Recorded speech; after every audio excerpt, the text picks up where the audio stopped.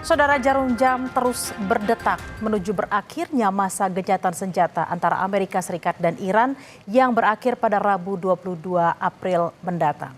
Tapi tensi konflik antara keduanya justru makin memanas karena saling ngotot berebut Selat Hormuz. Trump kekeh saudara memblokade Selat Hormuz. Sementara Iran langsung balik merespons dengan kembali menutup Selat Hormuz. Tak berhenti di situ, Trump memperkeruh situasi dengan menyerang dan menyita secara paksa kapal kargo berbendera Iran di Teluk Oman pada Minggu 19 April lalu. Mungkinkah ada keajaiban damai di tengah situasi perang yang sengit ini?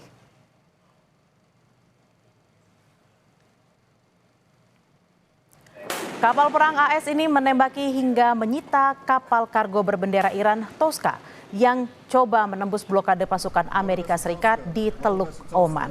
Trump mengklaim kapal berbendera Iran itu mengabaikan perintah peringatan untuk segera menghentikan kapal saat berupaya berlayar menuju pelabuhan Bandar Abbas di Iran.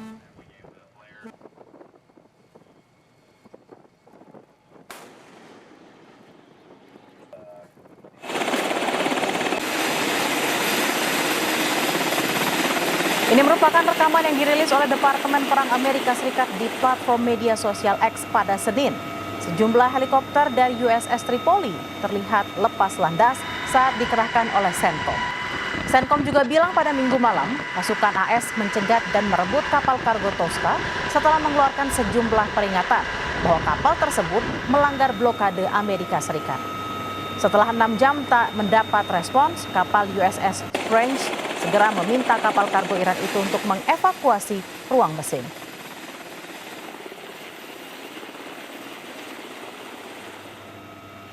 Sementara itu, saudara, Ketua Parlemen Iran mengecam blokade yang dilakukan militer Amerika Serikat di Selat Hormuz selain dianggap melanggar kesepakatan gencatan senjata.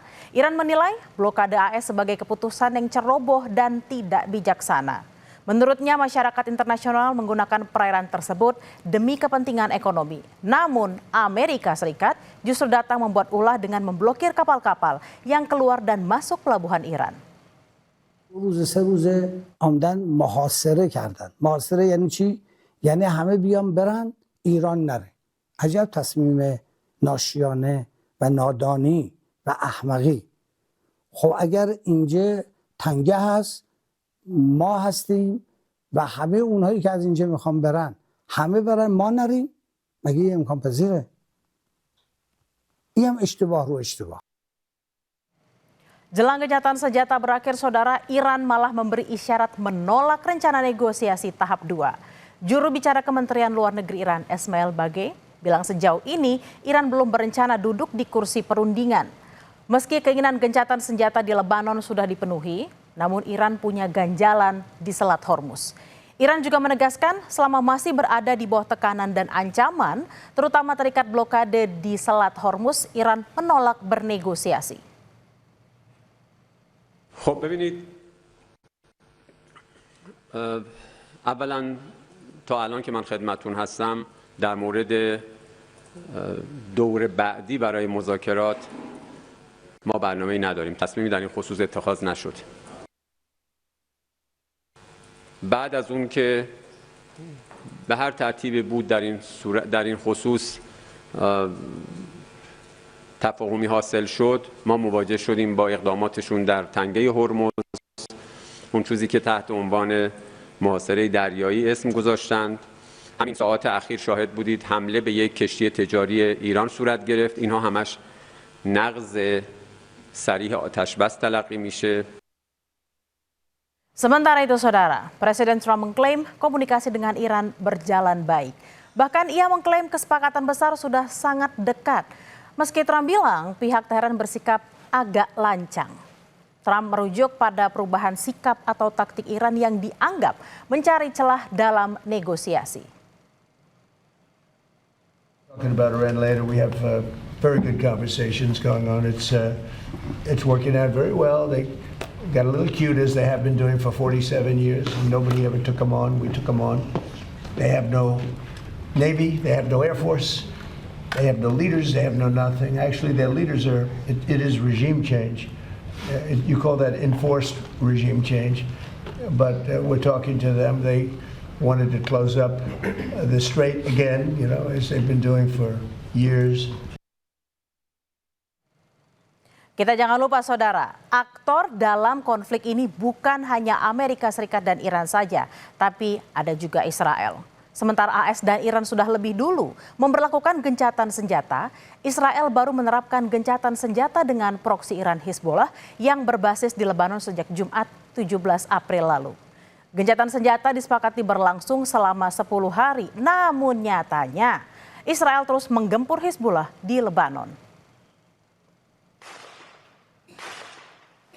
Menteri Pertahanan Israel menegaskan militer telah diinstruksikan untuk menggunakan kekuatan penuh di Lebanon meski ada kesepakatan gencatan senjata antara Israel dan Lebanon.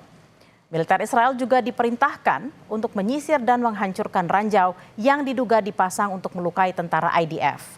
Militer Israel juga bertugas menghancurkan rumah-rumah di desa-desa dekat perbatasan yang berfungsi sebagai pos Hizbollah.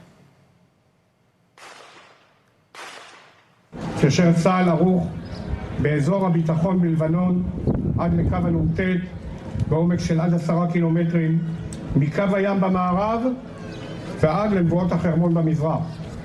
מהקו הזה, אותו כבשו חיילינו הגיבורים, מגן צה"ל על היישובים הישראלים מפני כל איום ישיר, מפשיטה ומירי נ"ט, וממשיך לפעול. Di sisi lain, tim penyelamat terus berjibaku mencari korban yang terkubur di bawah reruntuhan akibat serangan udara Israel di Tyre, Lebanon. Media lokal melaporkan serangan udara Israel telah menghantam Tyre sesaat sebelum gencatan senjata antara Israel dan Lebanon diberlakukan. Tentara Israel mengklaim telah menyerang lebih dari 380 target Hizbollah di Lebanon Selatan.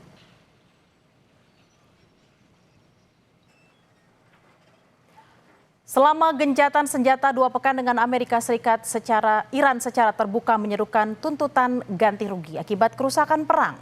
Pemerintah Iran pernah menyebut total kerugian perang yang ditanggung Iran mencapai 270 miliar dolar Amerika Serikat atau setara 4.625 triliun rupiah. Al Jazeera melaporkan 7.000 lebih orang tewas sejak Israel mulai menggempur Lebanon pada Maret lalu, saudara. Ketua Mahkamah Agung Iran bahkan menginstruksikan seluruh pejabat Iran untuk mengambil semua langkah yang diperlukan guna menjamin hak-hak rakyat Iran yang jadi korban serangan Amerika Serikat dan Israel. ایفای حق مردم چه در داخل کشور چه در خارج از کشور باید نهایت تلاش رو داشته باشیم. دادستان محترم کل کشور، معاون محترم امور بین‌الملل و دبیر حقوق بشر و همچنین رئیس مرکز وکلا و کارشناسان.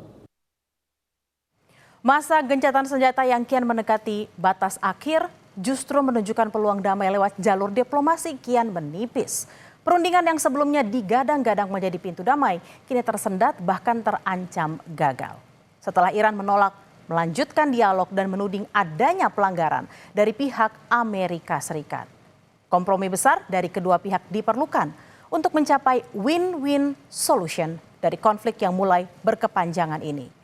Mata dunia menunggu siapa yang akan jadi ksatria berhati besar yang sedia mengakhiri konflik demi kepentingan warga dunia.